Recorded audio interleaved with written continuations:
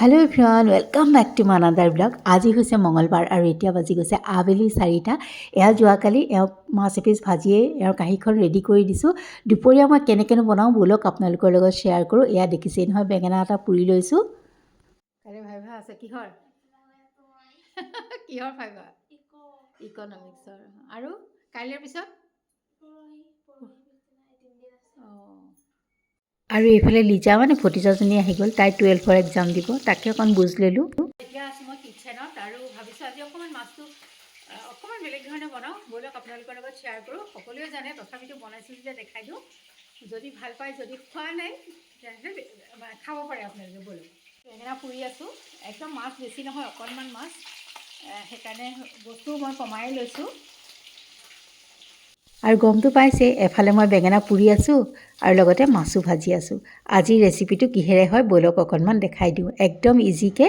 আৰু বেঙেনাটো পুৰা হোৱাত এইফালে মই এটা বিলাহীও লৈছোঁ পুৰিবলৈ। আৰু বেছিকৈ বনালে আপোনালোকে সামগ্ৰী বেছিকৈ ল'ব, মোৰ কম আজি গতিকে কমাই লৈছোঁ। এয়া তেলতে অকণমান জিৰা ফুটাই পিঁয়াজখিনি ভাজি লৈছোঁ, চাওকচোন। তাৰপিছতে বিলাহীটো অকণমান খুন্দনাটোতে দি মোহাৰি লৈছোঁ, মানে থেতেলিয়াই লৈছোঁ। তাৰপাছতে পিঁয়াজখিনি ভজা যোৱাত তাতে দি দিছোঁ।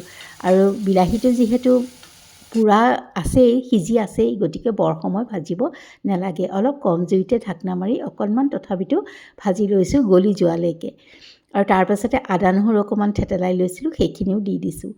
এয়া চাওকচোন, সেইখিনিও অকণমান কেঁচা ভাৱটো যোৱালৈকে ভাজি থাকিম। অকণমান ঢাকনা মাৰি মাৰি ভাজিছোঁ, জুই মানে গেছৰ ফ্লেমটো কমাই লৈছোঁ। আৰু তাৰপাছতে মটৰ কেইটামান দি দিছোঁ। এতিয়া যিহেতু মটৰৰ ছিজন, দি পেলাই ভাল লাগে, মানে এনেই নিদিলেও কথা নাই, স্কিপ কৰিব পাৰে। আৰু দেখিছেই নহয় বেঙেনাটোৰ লগতে অকণমান দাইলত দিয়া আলু আছিলে 1.5টামান, সেইখিনি উঠাই লৈছোঁ আৰু সেইখিনি পিটিকি লৈছোঁ। এইফালে মই মছলাখিনিত দি দিছোঁ, মানে পিঁয়াজ বিলাহীৰ লগত দি দিছোঁ জিৰা ধনিয়া হালধি, সেইখিনি অকণ ভজা যোৱাত তাতে দি দিছোঁ মই আলু আৰু বেঙেনাৰ পিটিকাকণ। বৰ বেছি একদম গুড়া কৰি পেলোৱা নাই, অকণমান ডখৰ ডখৰ হৈ আছে। তাৰপাছতে নিমখ দি দিছোঁ। এনেকৈ খাই আঞ্জাখন খুবেই ভাল লাগে, আপোনালোকে যদি আগতে খোৱা নাই এনেকৈ ট্ৰাই কৰিব পাৰে। আৰু বেঙেনাত এটা বেলেগ সোৱাদ থাকে, গতিকে মাছৰ আঞ্জাখন এনেই সোৱাদ হৈ যায়। আৰু অন্যান্য মছলাও আপোনালোকে দিব পাৰে দেই। আৰু মই পানী ঢালি উতল অহাত মাছখিনি দি দিছোঁ। ইয়াত মই কোনো ধৰণৰ গৰম মছলা ব্যৱহাৰ কৰা নাই, যিহেতু ঘৰত সকলোৱে নাখায়। আপোনালোকে ইচ্ছা কৰিলে অকণমান গৰম মছলা ব্যৱহাৰ কৰিব লাগে পাৰে, তেতিয়া বেছি ধুনীয়া হ'ব। আৰু এয়া চাওক মোৰ মাছৰ আঞ্জাখন ৰেডি হৈ গ'ল, খাবলৈ কিন্তু বহুত টেষ্টি হৈছিলে।